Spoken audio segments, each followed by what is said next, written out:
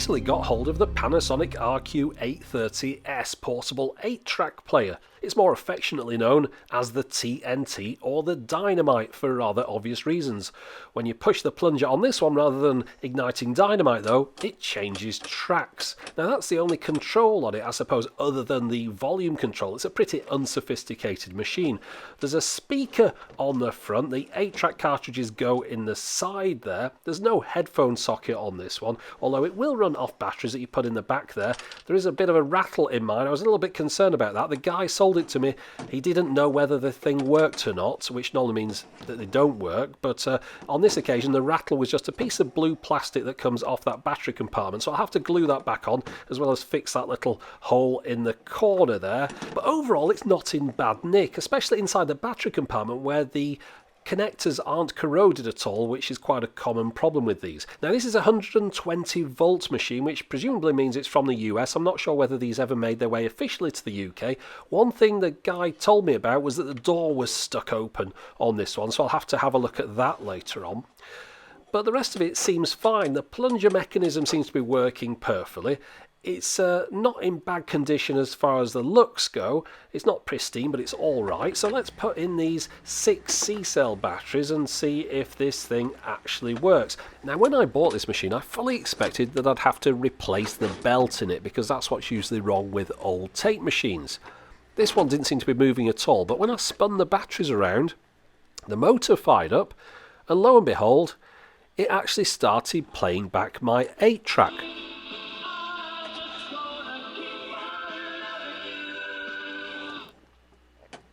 And other than the odd little glitch with the battery compartment, it's working fine. Now I did notice that the sound was a little bit tinny on it, so I tried it with a different cartridge. I put this Bruce Springsteen one in as well, and it definitely doesn't sound as good as it should do. I know that these can sound an awful lot better on proper equipment.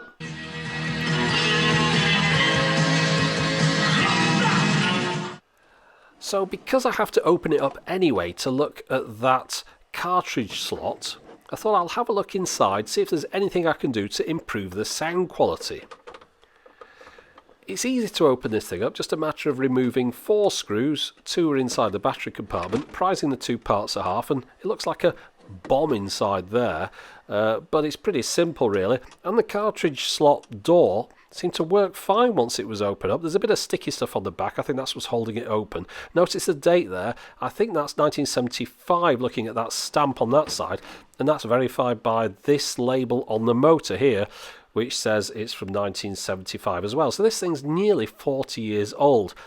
While I had it open, I thought I might as well clean the heads on it, but to be honest, they're completely clean anyway. It's a very clean machine inside this. Now that speaker is an 8 ohm speaker. It's 3 inches across, which is 77 millimeters.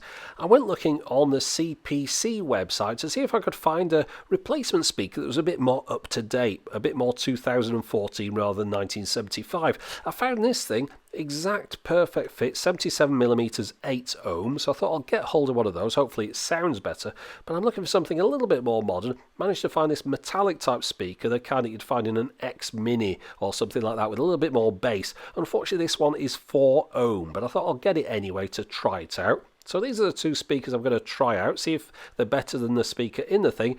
That's the traditional sort of normal paper dome type speaker. They don't seem to have improved a lot in the last 40 years. Now this is the more modern Visitron speaker, 4 ohm as I mentioned, which means it'll be less sensitive, therefore quieter than the original, if it works at all, that is. But they seem to be about the same depth. So I want to try both of these speakers out, see which one sounds the best, and also try them against the original speaker. So I've desoldered the original speaker that was inside the machine, put some crocodile clips on there, and let's try out all 3 speakers. So let's have a listen.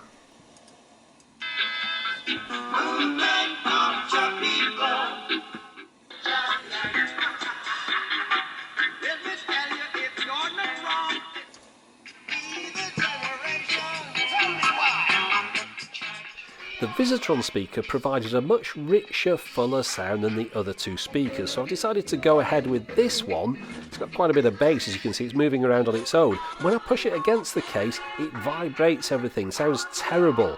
So I'm going to have to balance it up in the air a little bit. So I've created these two little brackets for it. I'm going to screw those into those existing screw holes either side, just holding it away from the speaker on the front. And I'm hoping it's going to fit inside the case.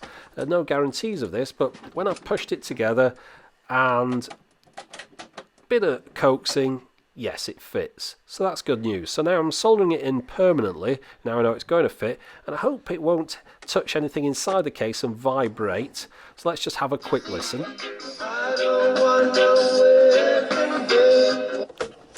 Yeah, that seems to be working fine. So it's just a matter of cleaning those contacts on the battery so that they connect a little bit better, putting the screws back inside the case. And we're pretty much ready to go. The only thing I've got left to sort out is gluing on that little bit there onto the battery compartment. I've put that on with some epoxy resin, and this little bit of sponge that's kind of perished due to old age, I'm replacing that with something that just goes against the battery, stops them rattling around. So I've put that in. I've got to fix that little crack or that missing bit in the corner. I've got some of this Sugru stuff. Is that how you pronounce it? Don't know. It's got some blue in this pack. It's a mini pack set, and it's got a little bit of blue stuff in, so hopefully it's a pretty close match to the blue of the machine. With this stuff, it's like sort of plastic that you form yourself in your hand, a little bit like plasticine. That's my attempt there. Not perfect, but you know, it's first go, not bad, and certainly looks a lot better than it did with a hole in it. It takes 24 hours to set. So let's have another listen to it now. We've got it all up and running.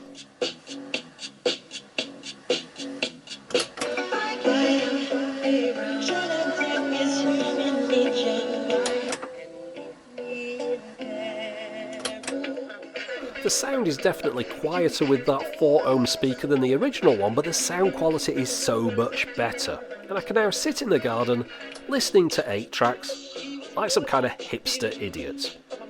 Anyway, that's it for the moment. As always, thanks for watching.